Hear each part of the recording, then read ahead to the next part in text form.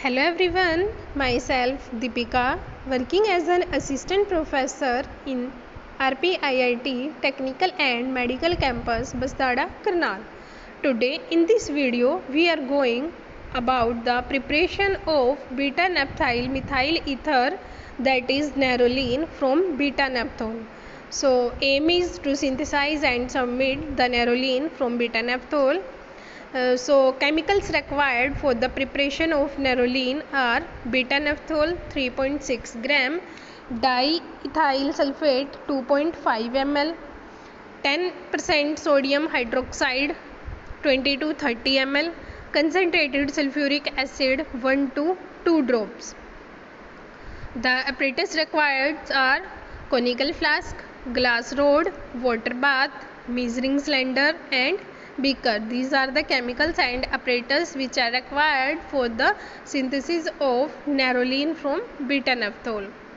IUPAC name two methoxy naphthalene, जो nerolin है उसका IUPAC नेम रहता है 2-मिथोक्सी नेफ्थलीन. सिनोनियम इसको हम और अलग अलग कौन से नाम से जानते हैं, like two naphthol methyl ether, two naphthyl methyl ether, beta methoxy naphthalene, beta-methyl naphthyl ether, beta-naphthol methyl ether. So these are the synonyms for Nerolin.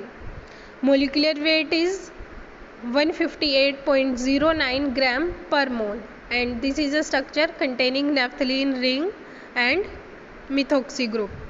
So 2-methoxy naphthalene.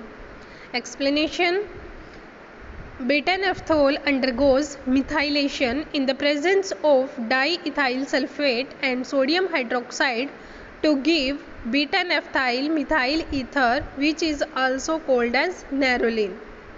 The mechanism involved in this reaction is nucleophilic substitution reaction. किस mechanism पे based है ये? Nucleophilic substitution reaction. So this is reaction: beta-naphthol react with dimethyl sulfate in the presence of sodium hydroxide and produce Nerolin.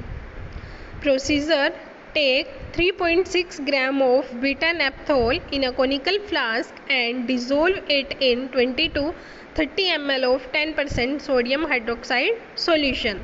सबसे पहले हम क्या लेंगे, conical flask में 3.6 ग्राम बेटा-नाफ्थोल लेंगे, देन उसको 20 to 30 ml 10% sodium hydroxide solution में डिसोल्व करेंगे. फिर उसमें ऐड करेंगे 2.5 ml of dimethyl sulphate while the mixture is cooled on ice bath.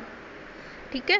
फिर warm the mixture for 10 to 15 minutes at 60 to 70 degree Celsius and allow it for cooling. सबसे पहले क्या करेंगे, फिर वार्म करेंगे उसको, ठीक है, 10 to 15 मिनट्स के लिए at 60 to 70 degree Celsius and after that allow it for cooling. Filter off the separated nerolin. Nerolin जो हमारा प्रोडक्ट है वो सेपरेट हो जाएगा, देन हम उसको क्या कर लेंगे, filter off at the vacuum pump. Wash it with 10% sodium hydroxide solution and thoroughly with cold water. 10% sodium hydroxide solution के साथ हम उसको वॉश करेंगे and then after with cold water. So जो भी हमारा प्रोडक्ट आएगा देन हम उसको ड्राई करेंगे and recrystallise it from either rectified spirit और मिथाइलेटेड स्प्रिट. जब हमारा प्रोडक्ट हो जाएगा उसको ड्राई करने के बाद हम उसको दोबारा रिक्रिस्टलाइज करेंगे. क्रिस्टलाइजेशन फॉर्म में लाने के लिए हम उसको दोबारा रिक्रिस्टलाइज करेंगे विद द रेक्टिफाइड स्प्रिट और मिथाइलेटेड स्प्रिट. ठीक है. So it's all about the preparation of Nerolin from beta-naphthol. Thank you. Have a nice day.